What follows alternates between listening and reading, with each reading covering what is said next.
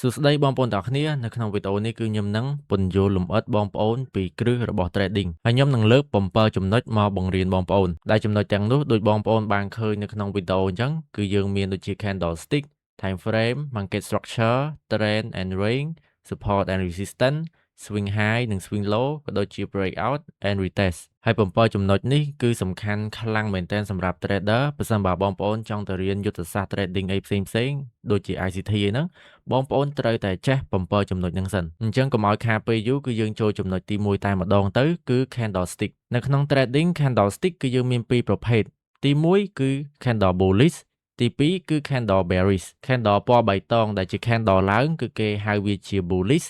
ហើយសម្រាប់ candle ពណ៌ក្រហមដែលជា candle ធ្លាក់គឺគេហៅវាជា bearish សម្រាប់ candle bullish បែបនេះខាងក្រោមនេះគេហៅវាជាការ open របស់ candle ជាការបើករបស់ candle ហើយចំណែកនៅខាងលើនេះជាការ close របស់ candle អញ្ចឹងនៅពេលដែលបងប្អូនឃើញ candle bullish បៃតងបែបនេះបងប្អូនត្រូវចំណាំថាខាងក្រោមនេះគឺជាការ open គឺជាការបើកដំណើរការរបស់ candle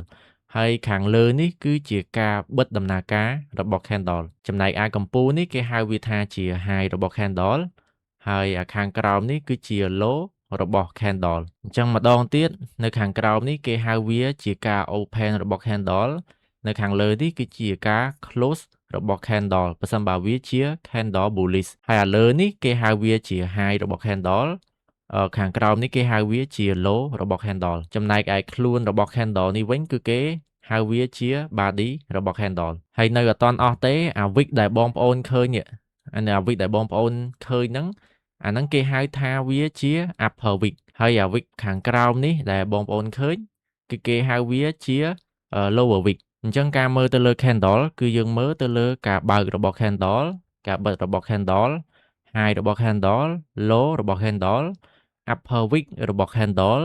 lower wick របស់ candle ហើយជាមួយនឹងខ្លួនរបស់ candle ដែលគេហៅវាជា body ហើយឥឡូវគឺយើងក៏លេខមកមើល bearish candle វិញម្ដងសម្រាប់ bearish candle close ហើយនិង open គឺវាខុសគ្នាពី bullish candle គឺវាបើក candle នៅខាងក្រោមប៉ុន្តែសម្រាប់ bearish candle គឺវាបើក candle នៅខាងលើវិញហើយបិទ candle គឺនៅខាងក្រោមអញ្ចឹង bullish ហើយ bearish គឺវាខុសគ្នាត្រង់ការបើកហើយនិងការបិទ bullish គឺបើកនៅខាងក្រោមបិទនៅខាងលើ bearish បើកនៅខាងលើហើយបិទនៅខាងក្រោមហើយសម្រាប់ high low body ជាមួយនឹង upper wick ហើយ lower wick គឺវាដូចគ្នាទៅជាមួយនឹង bullish candle ដែរទេវាខុសគ្នាត្រង់តែការបើកដំណើរការរបស់ candle ហើយជាមួយនឹងការបិទរបស់ candle តែប៉ុណ្ណោះឥឡូវគឺយើងមកមើលឧទាហរណ៍ជាក់ស្ដែងវិញម្ដងបងប្អូនអញ្ចឹងខ្ញុំនឹងយក candle bullish មួយនេះធ្វើជាឧទាហរណ៍សម្រាប់បងប្អូនអញ្ចឹងបងប្អូនក៏លេខមកមើល candle ពណ៌បៃតងមួយនេះមកខាងលើនេះគឺជាការ close ខាងក្រោមនេះគឺជាការ open របស់ candle ហើយបងប្អូនឃើញវាមាន wick អត់ wick ទាំងលើ wick ទាំងក្រោមអញ្ចឹងលើនេះគឺគេហៅវាជា high របស់ candle ខាងក្រោមនេះគេហៅវាជា low របស់ candle ប៉ុន្តែwick នេះ wick ទាំងមូលហ្នឹងគឺគេហៅវាជា lower wick ហើយwick ខាងលើនេះគេហៅវាជា upper wick ចំណែកឯ candle ធំរបស់វាហ្មងគឺគេហៅវាជា body របស់ candle ឥឡូវគឺយើងក៏លេខមកមើល bearish candle វិញម្ដងអញ្ចឹង bearish candle គឺវាបើកដំណើរការនៅខាងលើនេះឯងអញ្ចឹងវាបើកដំណើរការនៅខាងលើវាបិទ candle គឺនៅខាងក្រោមអញ្ចឹងវាមាន high របស់វា low របស់វាហើយនេះគឺវាមាន lower wick វាមាន upper wick ហើយវាមានជាមួយនឹង body របស់វាអញ្ចឹងរបៀបដែលបងប្អូនមើលទៅលើ candle គឺគេមើលបែបហ្នឹងអញ្ចឹងខ្ញុំសង្ឃឹមថាបងប្អូននឹងយល់ចំណុចនេះអញ្ចឹងឥឡូវគឺយើងចូលមកដល់ចំណុចទី2គឺ time frame គឺគេចែកចេញជា6ប្រភេទទី1គឺ tick ទី2 second ទី3 minute ទី4 hour ទី5 day ទី6គឺ range ប៉ុន្តែភាគច្រើន trader គឺគេប្រើតែ3នេះទេគឺ minutes hours ហើយនឹង days ហើយនៅក្នុង time frame minutes គឺវាមានចាប់ពី1នាទីដល់45នាទីសម្រាប់ hours គឺវាមានចាប់ពី1ម៉ោងទៅដល់4ម៉ោងហើយសម្រាប់ days គឺវាមានចាប់ពី1ថ្ងៃរហូតដល់12ខែហើយនៅក្នុង time frame 1នាទីដល់45នាទីហ្នឹងភាគច្រើន trader គឺគេប្រើតែ time frame 5នាទី ហើយ15នាទីតែប៉ុណ្ណោះចំណែកឯ1ម៉ោងដល់4ម៉ោងវាមាន1ម៉ោង2ម៉ោង3ម៉ោងហើយ4ម៉ោងប៉ុន្តែ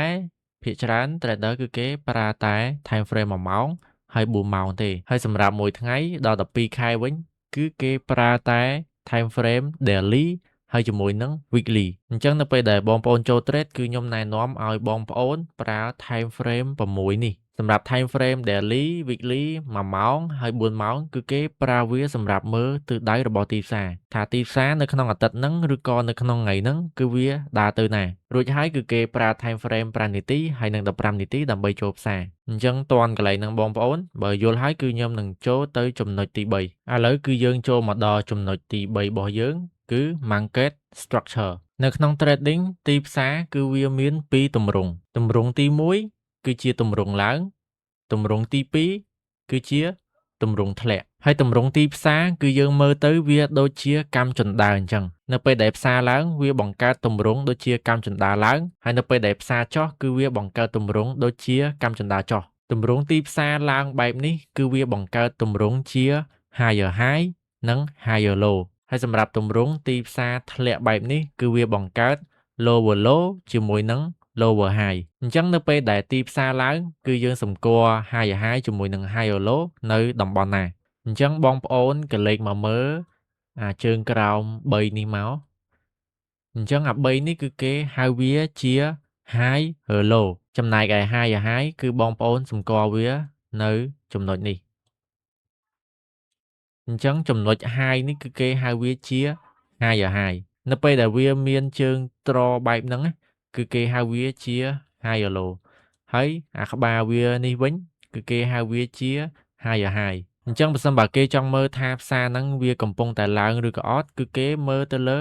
higher low ជាមួយនឹង higher high បើសិនបើវាបង្កើត higher low ជាមួយនឹង higher high 2ដងអាហ្នឹងគេអាចសន្មតថាផ្សារហ្នឹងគឺវាកំពុងតែឡើងហើយចុះនៅពេលដែលទីផ្សារវាមានទម្រង់ធ្លាក់តើយើងអាចសម្គាល់ lower low ជាមួយនឹង lower high នៅត្រង់ណាសម្រាប់ទីផ្សារធ្លាក់គឺយើងសម្គាល់ lower low គឺនៅតំបន់នេះបងប្អូនអញ្ចឹងតំបន់នេះគឺគេហៅវាជា lower low ចំណែកឯតំបន់ខាងលើនេះគឺគេហៅវាជា lower high អញ្ចឹងសង្ខេបមកវិញបើសិនបើទីផ្សារវាមានទម្រង់ឡើងគឺយើងហៅជើងក្រោមនេះថាជា higher low ហើយកម្ពូលនេះគឺយើងហៅវាជា higher high បើសិនបើទីផ្សារវាមានទម្រង់ធ្លាក់ជើងក្រោមនេះគឺយើងហៅវាជា lower low ហើយកម្ពូលនេះគឺយើងហៅវាជា lower high អញ្ចឹងបើសិនបើបងប្អូនយកទៅអនុវត្តជាក់ស្ដែងហើយបងប្អូនទៅមើលឆាតបងប្អូនត្រូវចំណាំថាបើសិនបើវាមានទម្រង់ឡើងបែបនេះគឺវាកំពុងតែបង្កើត higher high ជាមួយនឹង higher low ហើយបើសិនបើវាមានទម្រង់ធ្លាក់បែបនេះគឺវាកំពុងតែបង្កើត lower low ជាមួយនឹង lower high ឥឡូវគឺយើងក៏លេខមកមើលឧទាហរណ៍ជាក់ស្ដែងវិញម្ដងបងប្អូនហើយខ្ញុំនឹងយកទីផ្សារនៅតំបន់នេះធ្វើជាឧទាហរណ៍សម្រាប់បងប្អូនទាំងគ្នាដោយបងប្អូនឃើញអញ្ចឹងទីផ្សារនៅតំបន់នេះគឺវាមាន structure higher high ជាមួយនឹង higher low អញ្ចឹងដើម្បីសម្គាល់ higher low បងប្អូនត្រូវចាប់ចំណុចដែលវាធ្លាក់នេះដែលវាធ្លាក់ហើយវាឡើងវិញអញ្ចឹងចំណុចដែលវាធ្លាក់នេះគឺយើងចាប់វាជា higher low ហើយចំណុចកំពូលដែលវាធ្លាក់មកពីកំពូលហ្នឹងគឺយើងចាប់វាជា higher high ចំណែកឯចំណុចត្រង់នេះនៅពេលដែលវាធ្លាក់ពីកំពូលហ្នឹងហើយវាបុកឡើងវិញគឺយើងចាប់វាជា higher low ហើយកំពូលដែលវាធ្លាក់មកវិញនេះគឺយើងចាប់វាជា higher high ហើយបងប្អូនបន្តទៀតមកបាតដែលវាធ្លាក់ពីកំពូលមកហ្នឹងគឺវាជា higher low ហើយកំពូលវាជា higher high អញ្ចឹងគឺយើងសម្គាល់ market structure បែបហ្នឹងបងប្អូនចំណែកឯនៅពេលដែលទីផ្សារវាធ្លាក់បងប្អូនមើល market structure នៅតំបន់នេះអញ្ចឹងនៅពេលដែលវាធ្លាក់គឺវាមានទម្រង់ lower low ជាមួយនឹង lower high ចឹងបងប្អូនមើល structure របស់វាមកនេះអញ្ចឹងបាតដែលវាធ្លាក់មកពីកំពូលយើងហៅវាជា lower low វិញម្ដងដោយសារតែទីផ្សារវាកំពុងតែស្ថិតនៅក្នុងទម្រង់ធ្លាក់ហើយចំណែកឯកំពូលរបស់វាយើងហៅវាជា lower high នេះកំពូលវា lower high បាតវាយើងហៅវាជា lower low អញ្ចឹងកំពូល lower high បាតជា lower low អញ្ចឹងខ្ញុំសង្ឃឹមថាបងប្អូននឹងយល់ចំណុចមួយនេះ ឥឡូវគឺយើងចូលមកដល់ចំណុចទី4របស់យើងគឺ trend and range សម្រាប់ trend គឺគេចែកចេញជា2មួយគឺ up trend ហើយ2គឺ down trend ហើយដើម្បីយើងអាចសម្គាល់ up trend បានគឺយើងត្រូវតែចេះមើល market structure អញ្ចឹងដូចខ្ញុំបានពន្យល់បងប្អូនមុនហ្នឹងអញ្ចឹងពី higher high higher low ជាមួយនឹង lower low និង lower high អញ្ចឹងបើសិនបើបងប្អូនចង់សម្គាល់ថាទីផ្សារវា up trend ឬក៏ down trend បងប្អូនត្រូវតែចេះមើលទៅលើ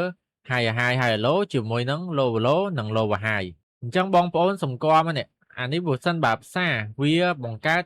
higher high higher low higher high higher low អាហ្នឹងបងប្អូនអាចសន្មតបានថាទីផ្សារហ្នឹងគឺវាកំពុងតែ up trend ហើយបើសិនបើបងប្អូនចង់សម្គាល់ down trend វិញគឺបងប្អូនត្រូវចេះមើលទៅលើ lower low ជាមួយនឹង lower high ហើយឥឡូវខ្ញុំជឿថាបងប្អូនប្រកាសជាចេះសម្គាល់ហើយដោយសារតែមុនហ្នឹងគឺខ្ញុំទៅតែពន្យល់បងប្អូនពី market structure ទេពី lower low ជាមួយនឹង lower high ទេអញ្ចឹងបើសិនបើបងប្អូនចង់វិភាគថាទីផ្សារវាកំពុងតែ up trend ឬក៏ down trend បងប្អូនត្រូវតែចេះមើលទៅលើ market structure ហើយឥឡូវបងប្អូនចេះសម្គាល់ higher high higher low lower low ជាមួយនឹង lower high ហើយអញ្ចឹងគឺងាយស្រួលនៅក្នុងការសម្គាល់ up trend ឬក៏ down trend ទេឥឡូវគឺយើងចូលមកដល់ range វិញម្ដងបងប្អូន range មានន័យថាទីផ្សារវាអត់ឡើងហើយក៏អត់ចុះតែទីផ្សារហ្នឹងគឺវាឡើងចុះនៅតែមួយតំបន់ទេអញ្ចឹងទីផ្សារ range គឺវាខុសពី up trend ឬក៏ down trend up trend down trend វាមានទិសដៅវាអាចនឹងឡើងខ្លាំងឬក៏ចុះខ្លាំងប៉ុន្តែទីផ្សារ range គឺវានៅតែមួយតំបន់វាអត់ទៅណាទេវាឡើងចុះនៅក្នុងតំបន់របស់វានឹងឯងហើយបងប្អូនក៏លេខមកមើលទីផ្សារនៅតំបន់នេះមកបងប្អូនឃើញវាអត់ទៅណាអត់គឺវាឡើងចុះនៅតែក្នុងតំបន់របស់វានឹងឯងអញ្ចឹងទីផ្សារបែបហ្នឹងគឺគេហៅវាជា range ឬក៏យើងអាចហៅវាបានមួយបែបទៀតថាជា sideways អញ្ចឹងតើបងប្អូននៅត្រង់ចំណុចហ្នឹងឥឡូវយើងចូលមកដល់ចំណុចទី5របស់យើងវិញម្ដងគឺ support និង resistance ដើម្បីអាចចេះសម្គាល់ support resistance បងប្អូនត្រូវតែចេះមើលទៅលើ market structure ដូចគ្នាអញ្ចឹងចំណុច market structure គឺវាសំខាន់ខ្លាំងមែនទែនគឺវាបានតភ្ជាប់ទៅកាន់ចំណុចផ្សេងអញ្ចឹងនៅចំណុច market structure ដោយដែលខ្ញុំបានបញ្យល់បងប្អូនអញ្ចឹងអាបាតដែលវាធ្លាក់មកពីកម្ពូលហ្នឹងគឺយើងហៅវាជា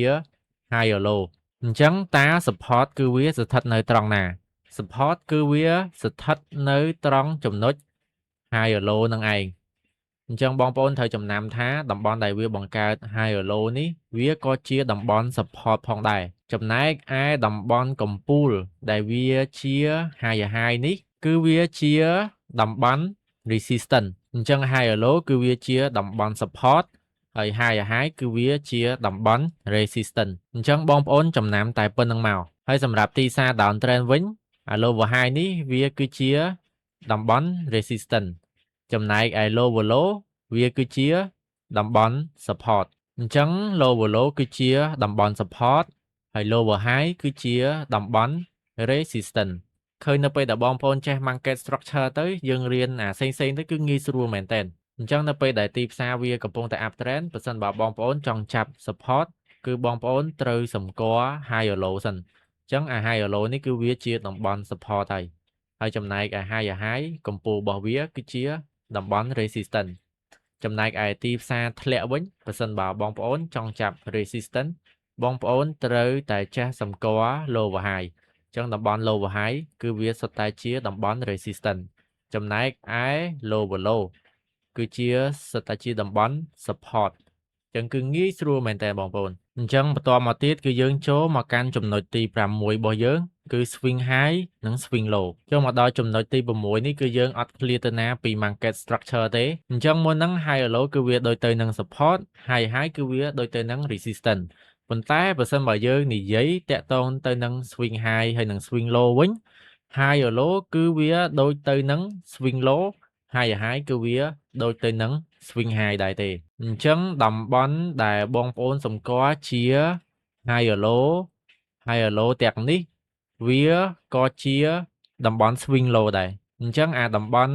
បាតដែលវាធ្លាក់មកពីកម្ពូលនេះគឺយើងហៅវាជា swing low ចំណែកឯកំពូលនេះគឺយើងហៅវាគឺជា swing high ចំណែកឯនៅពេលដែលទីផ្សារគឺវាធ្លាក់វិញអា lower low នេះគឺយើងហៅវាជា swing low ហើយlower high គឺយើងហៅវាជា swing high អញ្ចឹងបងប្អូនចាំតែប៉ុណ្នេះមកកំពូលគឺយើងហៅវាគឺជា swing high ចំណែកឯបាតរបស់វាហ្នឹងគឺយើងហៅវាគឺជា swing low អញ្ចឹងកំពូល swing high បាត swing low ហើយបាតនេះវាជា support ហើយកំពូលគឺជា resistance អញ្ចឹងបើសិនបើបងប្អូនចេះមើល higher low higher high lower low និង lower high គឺបងប្អូនចេះមើលទៅលើ support resistance ក៏ដូចជា swing high ហើយនិង swing low ហើយយើងអាចហៅបានថាអា support នេះវាក៏ជា swing low ដែរហើយ resistance វាគឺជា swing high អញ្ចឹងវាដូចតែគ្នាទេឥឡូវគឺយើងចូលមកដល់ចំណុចទី7ដែលជាចំណុចចុងក្រោយគឺ breakout និង retest អញ្ចឹងតើ breakout គឺវាអាចកើតឡើងនៅពេលណា breakout គឺវាអាចកើតឡើងនៅពេលដែលទីផ្សារគឺវាកំពុងតែ range ឬក៏ sideways ឬក៏ទីផ្សារវាកំពុងតែ up trend ឬក៏ទីផ្សារវាកំពុងតែ down trend អញ្ចឹងខ្ញុំនឹងពន្យល់បងប្អូនពីទីផ្សារ range មុនសិននៅពេលដែលទីផ្សារវាកំពុងតែ range វាកំពុងតែ sideways នៅក្នុងតំបន់មួយហើយបើសិនបើវា break ទៅលើវាបុកធ្លុះលើឬក៏វាបុកធ្លុះក្រោមបុកធ្លុះមកក្រោមអាហ្នឹងគឺគេហៅវាថាជា breakout អញ្ចឹងខ្ញុំនឹងឧទាហរណ៍ផ្សារគឺវាបានបុកឡើងទៅលើហើយនៅពេលដែលវាបុកឡើងទៅលើគឺវាអត់ហោះទៅលើហ្មងទេគឺវាអាចនឹង retest គឺវាអាចនឹង pull back មកកាន់ zone ដែលវា break មកកាន់តំបន់ដែលវា break ហើយគឺវានឹងបុកឡើងទៅខាងលើតទៀតហើយអាតំបន់ដែលវាមកវិញនេះដែលវាមក retest នៅតំបន់ដែលវាបានបុកបណ្ដាច់ហ្នឹងគឺគេហៅវាជា retest គេហៅវាថាជា breakout និង retest អញ្ចឹងនៅពេលដែលវាបុក break ទៅលើគឺគេហៅវាជា breakout ហើយនៅពេលដែលវាធ្លាក់មកកាន់តំបន់ដែលវាបាន break វិញគេហៅវាជា retest អញ្ចឹងនៅពេលដែល retest បើសិនបើតំបន់ហ្នឹងគឺវា valid គឺវាទប់ជាប់ផ្សារគឺវានឹងបុកឡើងទៅលើតទៀតចុះឧទាហរណ៍បើសិនបើផ្សារគឺវា break មកក្រោមអាហ្នឹងក៏គេហៅវាជា breakout ដែរបើសិនបើវា break មកក្រោមហើយវាទៅ retest zone ដែលវា break វិញបើសិនបើ zone ហ្នឹងគឺវាទប់ជាប់វានឹងបន្តធ្លាក់មកខាងក្រោមបន្តទៀតអញ្ចឹងអា zone អាតំបន់ដែលវាបានបុកធ្លាយហ្នឹងគេហៅវាជា breakout ហើយនៅពេលដែលវាទៅតំបន់ដែលវាបាន break ហ្នឹងគេហៅវាជាការ retest អញ្ចឹងបើសិនបើអា breakout ហ្នឹងវា valid វាជាការ breakout ដែលត្រឹមត្រូវអញ្ចឹងនៅពេលដែលវាមក retest គឺទីផ្សារវានឹងធ្លាក់មកខាងក្រោមបន្តទៀតហើយសម្រាប់ breakout ហើយនឹង retest ទៅលើ range market គឺយើងមានប៉ុណ្ណឹងបងប្អូនឥឡូវគឺយើងក៏លេខមកមើល break ហើយនឹង retest នៅពេលដែលផ្សារគឺវា up trend វិញម្ដងអញ្ចឹងនៅពេលដែលផ្សារវាកំពុងតែ up trend គឺវាតែងតែបង្កើត higher low ជាមួយនឹង higher high ប៉ុន្តែបើសិនបើផ្សារវាឈប់បង្កើត higher high វាឈប់បង្កើត higher high តទៀតហើយអា higher low នេះគឺវាទប់លេងជាប់អា higher low នៅតំបន់នេះគឺវាទប់លេងជាប់សុកគឺវាស្រាប់តែធ្លាក់មកក្រោមគឺវាធ្លុះអា higher low នេះឬក៏យើងអាចហៅជា support បើសិនបើវាធ្លុះអា support ហ្នឹងមកក្រោមធ្លុះមកក្រោមមកទៅហឹងអាហ្នឹងគឺគេហៅវាជាការ breakout ហើយបើសិនបើវាឡើងទៅ retest នៅតំបន់ហ្នឹងវិញឡើងទៅ retest តំបន់ដែលវា break វិញគេហៅវាជា retest អញ្ចឹងបើសិនបើវាជាការ breakout ដែលត្រឹមត្រូវផ្សារគឺវានឹងបន្តធ្លាក់មកខាងក្រោមបន្តទៀតអាហ្នឹងគឺវាអាចបដូរមកជា down trend វិញម្ដងហើយអញ្ចឹងនៅពេលដែលផ្សារវាកំពុងតែ up trend ហើយអា higher low នេះវាទប់លេងជាប់ស្រាប់តែ break មកទៅហឹងហ្មងអាហ្នឹងគឺគេហៅវាជាការ break out ពី up trend ហើយអញ្ចឹងបើសិនបើវាទៅ retest ហើយវាទប់នៅ zone នឹងជាប់ទប់តម្លៃនឹងជាប់អាហ្នឹងគឺវាអាចនឹងធ្លាក់បន្តមកក្រោមមកទៅហឹងតែម្ដងហើយសម្រាប់ទីផ្សារ down trend វិញបើសិនបើអា lower high នេះអា lower high ហ្នឹងគឺវាទប់លេងជាប់វាលេងបង្កើតlower low ជាមួយនឹង lower high បន្តទៀតបើសិនបើវាបុកបណ្ដាច់អា lower high នេះអាហ្នឹងគឺយើងអាចហៅជា resistance ណាបើសិនបើវាបុកបណ្ដាច់ lower high នឹងហើយគឺគេហៅវាជាការ break out ហើយអញ្ចឹងវាអាចនឹងមក retest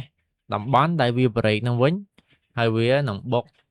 ឡើងទៅលើតទៀតអញ្ចឹងទីផ្សារបែបនេះយើងអាចហៅវាជាការបដូរទិសដៅពី down trend ទៅ up trend វិញហើយផ្សារបែបនេះគឺយើងហៅវាជាការបដូរទិសដៅពី up trend មក down trend វិញអញ្ចឹងអាហ្នឹងគេហៅវាជា breakout and retest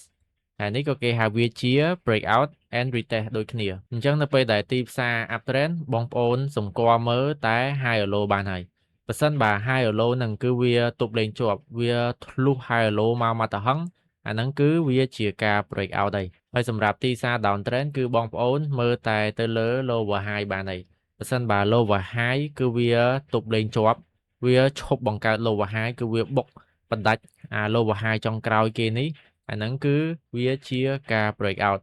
ហើយបើសិនបើវាមក retest តំបន់ហ្នឹងវិញហើយវាបុកឡើងទៅលើវិញអាហ្នឹងគឺវាបដូរទិសដៅទៅជា up trend វិញហើយជាឧទាហរណ៍ជាក់ស្ដែងបងប្អូនក៏លេខមកមើលទីផ្សារ range នៅកន្លែងនេះមកអញ្ចឹងនៅពេលដែលទីផ្សារវាកំពុងតែ sideways គឺវាឡើងចុះនៅក្នុងមួយតំបន់អញ្ចឹងនៅពេលដែលវាសម្រេចចិត្តថាវានឹងឈប់ sideways នៅក្នុងតំបន់ហ្នឹងហើយគឺវានឹង break out ទៅលើឬក៏ទៅក្រោមអញ្ចឹងគឺវាមានតែទិសដៅពីរហ្នឹងវាអាចនឹង break out ទៅលើហើយនឹង break out មកក្រោមហើយនៅក្នុងឆាតជាក់ស្ដែងគឺវាបាន break out មកក្រោមមួយទំហឹងតែម្ដងអញ្ចឹងដូចបងប្អូនឃើញអញ្ចឹងនេះ candle គឺវែងធំមែនតើមកធ្លាក់មកក្រោមមួយទំហឹងតែម្ដងហើយយើងឃើញថាផ្សារគឺវាអត់បានឡើងទៅ retest នៅតំបន់នេះវិញទេមូលហេតុអីគឺដោយសារតែកម្លាំងអ្នក sell កម្លាំងអ្នកលក់គឺខ្លាំងពេកគឺធ្វើឲ្យផ្សារហ្នឹងគឺវាធ្លាក់ខ្លាំងគឺវាឡើងបានតែប៉ុណ្នេះទេអញ្ចឹងនៅពេលដែលវាឡើងបានប៉ុណ្ណឹងគឺវាបន្តធ្លាក់មកក្រោមបង្កើត lower low ជាមួយនឹង lower high មកក្រោមបន្តទៀតអញ្ចឹងបងប្អូនតន់កន្លែងហ្នឹងនេះបើសិនបើវាជាការ break out ធម្មតាវាដឹងតែមក retest អាតំបន់ដែលវា break ហ្នឹងហើយប៉ុន្តែអា break out នេះគឺមិនមែនធម្មតាទេគឺវា break out ខ្លាំងមែនទែនដោយសារតែមានអ្នកលក់ខ្លាំងអ្នកលក់គេចូលផ្សារធំអញ្ចឹងគឺវាមិនអាចឡើងទៅ retest នៅតំបន់នេះវិញទេអញ្ចឹងតើកាលណាអ្នកលក់គឺធំជាងអ្នកទិញផ្សារវាដឹងតែបន្តធ្លាក់មកក្រោមខ្លាំងហើយដែលវាដើរតាម structure lower low ជាមួយនឹង lower high ចឹងដូចបងប្អូនឃើញចឹងនេះ structure គឺវាធ្លាក់បែបហ្នឹងឯងចុះបើសិនបើផ្សារវាកំពុងតែ up trend ចឹងបងប្អូនក៏លេខមកមើលកន្លែងនេះមកផ្សារវាកំពុងតែ up trend វាបង្កើតបាន structure higher low ជាមួយនឹង higher high ហើយយើងក៏លេខមកមើលសារនៅតំបន់នេះអានេះគឺជា higher high ចុងក្រោយគេហើយប៉ុន្តែផ្សារគឺវាមិនបានទៅបង្កើត higher high ថ្មីទេគឺវាអស់ខ្យល់នៅត្រឹមហ្នឹងហើយអា lower low នេះអា lower low នេះគឺវាបានបុកផ្ដាច់ផ្សារគឺវាបានបុកផ្ដាច់ហើយគឺវាបានធ្លាក់មកក្រោមអាហ្នឹងគឺវាជាការ break out អញ្ចឹងនៅពេលដែលផ្សារវា break out នៅតំបន់ហ្នឹងគឺវាបានឡើងមក retest ត្រង់ណា retest ត្រង់ zone resistance អញ្ចឹងនៅពេលដែលវា break out គឺវាឡើងមក retest zone ដែលវាបាន break វិញហើយវាបន្តធ្លាក់មកក្រោមបន្តទៀតដែលវាបង្កើតទៅជា down trend វិញអញ្ចឹងម្ដងទៀតនេះគឺជា higher low គឺជា higher low ចុងក្រោយគេហើយនៅពេលដែលផ្សារគឺវាបាន fail បានបរាជ័យនៅក្នុងការបង្កើត higher high ថ្មីគឺវាបានធ្លាក់មកក្រោមខ្លាំងមែនតើគឺវាធ្លាក់មកក្រោមមួយទំហឹងដែលវាបណ្ដាច់អា higher low នេះចោលតែម្ដងអញ្ចឹងនៅពេលដែលវាបណ្ដាច់ចោលគឺវាបានបង្កើតទៅជា break out គឺវាបាន break out ពី up trend ហើយអញ្ចឹងនៅពេលដែលវា break out គឺវាបានឡើងទៅ retest តំបន់នេះឡើងទៅ retest តំបន់ដែលវា break អញ្ចឹងសង្ខេបមកវិញគឺវាបាន break out នៅតំបន់នេះហើយគឺវាបានឡើងទៅ retest zone ដែលវា break ដែលជា zone resistance ហើយក៏វាបន្តធ្លាក់មកក្រោមបង្កើតជា structure downtrend ដែលជា structure lower low ជាមួយនឹង lower high ឥឡូវគឺយើងក៏លេខមកមើលទីផ្សារនៅពេលដែលវា downtrend វិញម្ដងហើយវា break out និង retest ទៅជា uptrend វិញអញ្ចឹងបងប្អូនក៏លេខមកមើលត្រង់នេះមកនេះគឺជា lower high lower low lower high lower low lower low lower high ហើយនេះគឺជា lower low ចុងក្រោយគេហើយបងប្អូនឃើញអ្វីចម្លែកអត់សារនៅត្រង់នេះគឺវាបានបរាជ័យនៅក្នុងការបង្កើត lower low ថ្មីហើយនៅពេលដែលវាបរាជ័យនៅក្នុងការបង្កើត lower low ថ្មីគឺវាបានបុក break out នៅ lower high ចុងក្រោយគេនេះអញ្ចឹងអា lower high ចុងក្រោយគេនេះនៅពេលដែលផ្សារវាបានបុកធ្លុះបែបហ្នឹងគឺគេហៅវាថាជា break out ហើយនៅពេលដែលវា break គឺវាអត់ retest នៅ zone ដែលវា break នេះទេមូលហេតុអីបងប្អូនមើល candle bullish មួយនេះដោយសារតែវាសល់ចន្លោះប្រហោងដែលគេហៅថាជា fair value gap ធំពេកអញ្ចឹងហើយផ្សារគឺវាត្រូវតែធ្លាក់មកបំពេញអា gap ហ្នឹងឲ្យអស់សិនដែលវាបានធ្លាក់មកកាន់ support ដែលយើងហៅថាជា higher low អញ្ចឹងវាបានធ្លាក់មកកាន់ retest support ហ្នឹងហើយបានវាបានបុកឡើងទៅលើតទៀតហើយ fair value gap គឺខ្ញុំនឹងបង្រៀនបងប្អូននៅវីដេអូក្រោយទៀតអញ្ចឹងនៅត្រង់នេះវាគឺជាការ break out រួចហើយវាបានមក retest នៅ zone support ឬក៏តំបន់ higher low ហើយវាក៏បានបុកឡើងទៅលើតទៀតបង្កើតទៅជា uptrend អញ្ចឹងខ្ញុំសង្ឃឹមថាបងប្អូននឹងយល់នៅមេរៀនគ្រឹះមួយនេះដែលខ្ញុំបង្រៀនហើយខ្ញុំជឿថានៅពេលដែលបងប្អូនមើលវីដេអូនេះតាំងពីដើមរហូតដល់ចប់បងប្អូនអាចនឹងយល់ពី trading មួយកម្រិតទៀតហើយខ្ញុំសង្ឃឹមថាវីដេអូនេះគឺបានជួយបងប្អូនយល់ពី trading ហើយនៅវីដេអូក្រោយគឺខ្ញុំនឹងបង្រៀនបងប្អូនពីយុទ្ធសាស្ត្រ ICT វិញម្ដងចាអរគុណច្រើនមែនតើបងប្អូនសម្រាប់ការទស្សនា